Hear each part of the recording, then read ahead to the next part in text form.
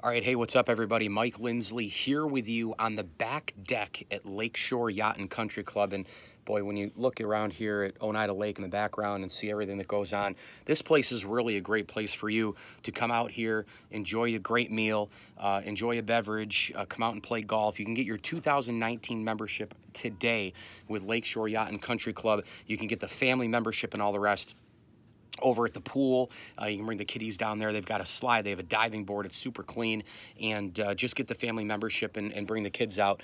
Dad can go play golf. Mom and the kids by the pool. Come back and then have lunch all together. It's a really awesome place to be at Lakeshore Yacht and Country Club, the official entertainment venue of the ML Sports Platter. I have a couple of thoughts on the Ryder Cup, which starts obviously tomorrow as we record this video here, 9 minutes with Mike Lindsley on IGTV, YouTube, and Facebook. I think one of the things to think about, and I heard Nota Begay talk about this, I've heard a lot of other players, Justin Leonard, Tiger, and Phil have said it. Obviously, all the Euros have said it, and a few of the young American players who have played in the Ryder Cup the last couple times for really the first time. That first tee feeling is incredibly stressful. Gripping the club, if you haven't been there before, the nerves, the blood flowing too quickly into through the body, through the veins, and I think that's where the U.S. maybe has a little bit of an advantage just from the starting point. Tomorrow, I think that this club, the U.S., I think tomorrow, believe it or not, over all 3 days, is the key to winning the tournament. No question about it. I heard Nota Begay on today with Dan Patrick on his podcast, and he said, look, Dan Patrick asked him, the question was, how do the Americans win the Ryder Cup? And Nota Begay says, don't overthink and don't overdo it. This is a very narrow course. Les Golf National in Paris it's straight and narrow. It's right down the pipe. The rough is unbelievably thick. It's like U.S. Open type rough back in the day, USGA. Think Southern Hills, think Shinnecock, think Oak Hill, think that kind of rough. And I'll tell you what, I think tomorrow is the key day for the United States of America. I think you can get out early on Euro and try to get some early points, try to, set the momentum. You're the road team, in essence, for this tournament and all the rest. Another couple of things that I'm looking for from the American side in terms of the matchups with the European team is, who's going to be paired with who in terms of going up against the Ryder Cup's elite? Who's going to go up against Luke Donald? Who's going to go up against Sergio Garcia? Who's going to go up against the elite players of the European side? That's going to be an interesting deal. I had Armin Katayan on my podcast earlier today, the co-author with Jeff Benedict of the new Tiger Woods biography, and he simply stated, look, Tiger Woods' influence on the Ryder Cup is bigger than maybe even a lot of people think, and he's really enjoying being a part of it. He was a huge presence at Hazeltine 2 years ago in terms of, his overall demeanor, people just soaking up information from Tiger Woods. And I think one thing to look at is all these young players are starting to just gravitate towards Tiger like, holy shit, this is the dude that made me love golf. This is the guy why I watched on the weekends. This is the guy that made me wear Nike clothing, hats and shirts, and maybe even, gosh, I don't know, buy a Nike club. I'll be the first to admit it. Like when I wear a Nike shirt and then I watch Tiger on TV, I'm like, oh, cool, we're wearing the same stuff, but really we're not, number one. And number two, we're certainly not the same person. But Tiger Woods made you feel that way. He was a global phenomenon. And Armin Katayan mentioned that. And I think who he pairs with, I don't really think it matters at this point. I mean, a lot of people have talked about Bryson DeChambeau. A lot of people have talked about pairing him up just for fun with Phil Mickelson. Why not pair him up with a Ricky Fowler? Those guys have been together before in Ryder Cup play. I don't think it matters at this point who Tiger gets paired with, because I think there's an equal respect back and forth, and maybe even more on the other side for the respect back to Tiger because of what he's doing currently and the fall of Tiger, the comeback of Tiger, and all the rest. I don't know. I don't think it really matters who you put him with.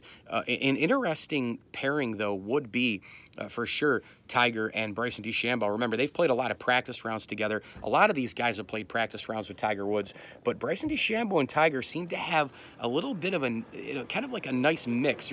There's youth, and then then there's age, and then there's kind of the flamboyant, aggressive, arrogant. I'm going to think about the golf shot. I'm going to do a lot more than a lot of people on tour. Once I can figure a lot of things out, I'm going to start dominating that mindset. And yet Bryson DeChambeau hasn't really won anything yet. Tiger Woods, a 14-time major winner, coming back from literally the ground up from 4 back surgeries, the 4th one being the spinal fusion. Guy couldn't even do anything at home. He couldn't even get from point A to point B, he said in the article on ESPN.com with Ian O'Connor. And I just had Ian on actually recently talking some Tiger and Ryder Cup and his new Bill Belichick book. And, he even brought it up with Tiger. He thought he was maybe done.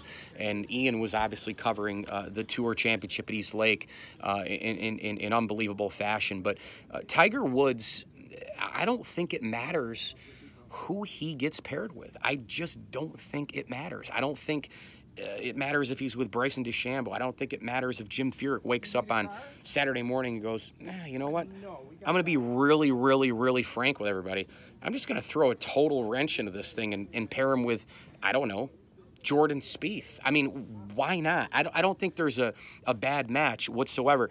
The problem is going to be, though, Tiger Woods was really good off the tee at the Tour Championship.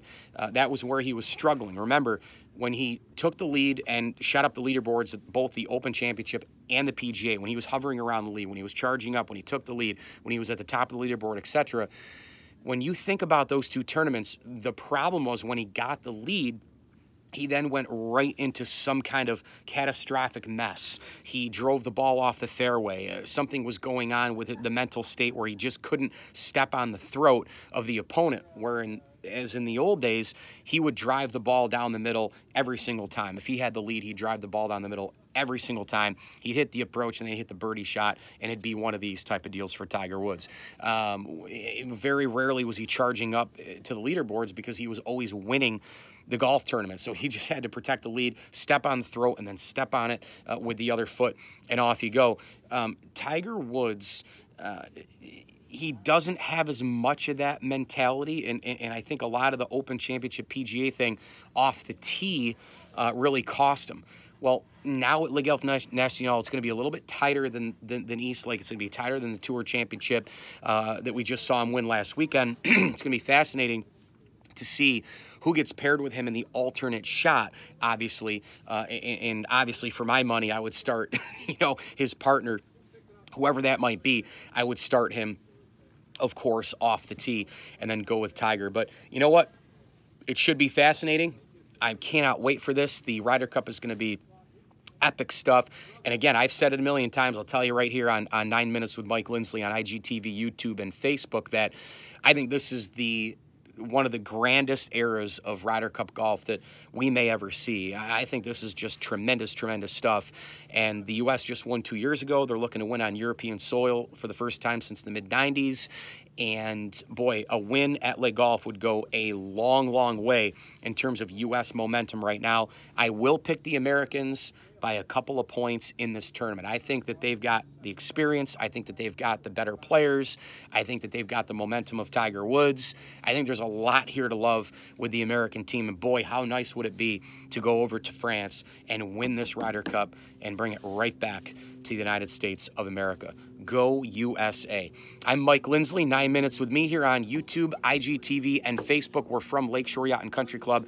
You're in and around Central New York. Make sure you get your membership for 2019. Play golf, bring the kids to the pool, the whole deal. Get the family membership, the golf membership, and all the rest. Lakeshore Yacht and Country Club is the official entertainment venue of the ML Sports Platter. Hit me on Twitter at Mike L Sports, my podcast on iTunes, ML Sports Platter. And as I always tell you, enjoy the games.